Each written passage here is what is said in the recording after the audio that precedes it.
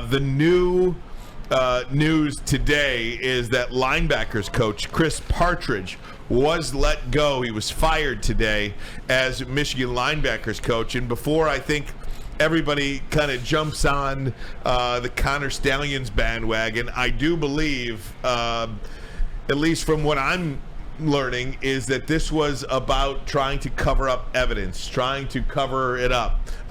Not an insinuation that he knew anything about what Connor Stallions has done, but again, from what I'm hearing, this was about trying to cover up some information during the investigation, not being associated with Connor Stallions or anything like that. So that is the first part of this news today, Braylon. Just hearing how it lays out like that, being a Michigan guy, and I've been very on the side of Michigan. I've been on the side of due process. I've been on the side of Jim Harbaugh believing and taking him at his word, and I still do that.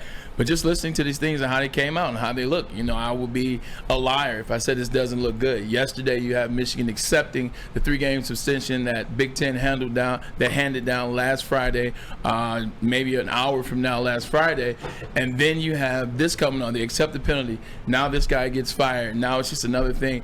It's just starting to point to maybe more was known in Ann Arbor than was, and maybe it wasn't. But it doesn't look good. And me being a guy that have to be honest with everybody out there who support the show, it's not looking good for Ann Arbor. It's not looking good for what we once thought. I still don't know the full details, and we have to wait till they all come out. But Ryan, this doesn't look good, man. You started talking about it yesterday. You started to see the chinks in the armor. You started to see, that cookie crumbling, and I'm not lying, man. That cookie is less than half right now. You're not kidding, man. And when it all comes down to it, Harbs is not coaching the next 3 games.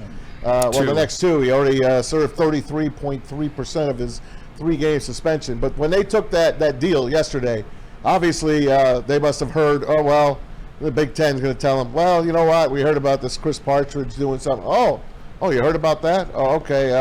Well, we'll have to take care of that. And then there's another story that the Big Ten kind of told Michigan about some booster named Uncle T, which we can confirm is not Tom Mazoe, and we can confirm it is not Terry Foster. No, okay, we have. That's what our sources on the ground are telling us. It wasn't me. I don't have the money. So the NCAA presented evidence that this booster, Uncle T, and it is not Tom Brady apparently either. No, Uncle T, right? How about Tom Goss? That he funded the operation of Connor Stallions, which.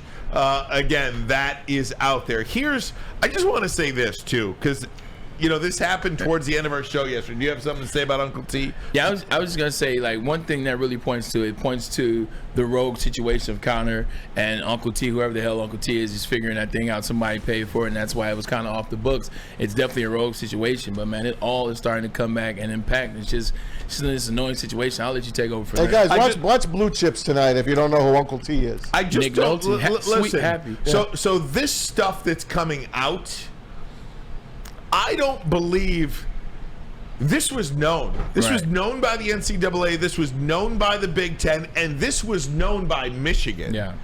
So even though it's coming out, I don't think it spells this enormous doom and gloom for Michigan that a lot of other people see.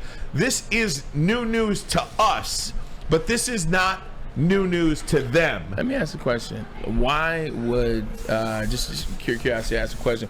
Why would they get fired after Michigan already accepts the suspension, accept the punishment? Like, if they wasn't part of the exception, if we accept, then the case is closed. There's no longer need to look into what we're doing. No need to look. We're all moving on, including the Big Ten, NCAA, and Michigan. If that's the case, then why announce the firing today as opposed to before?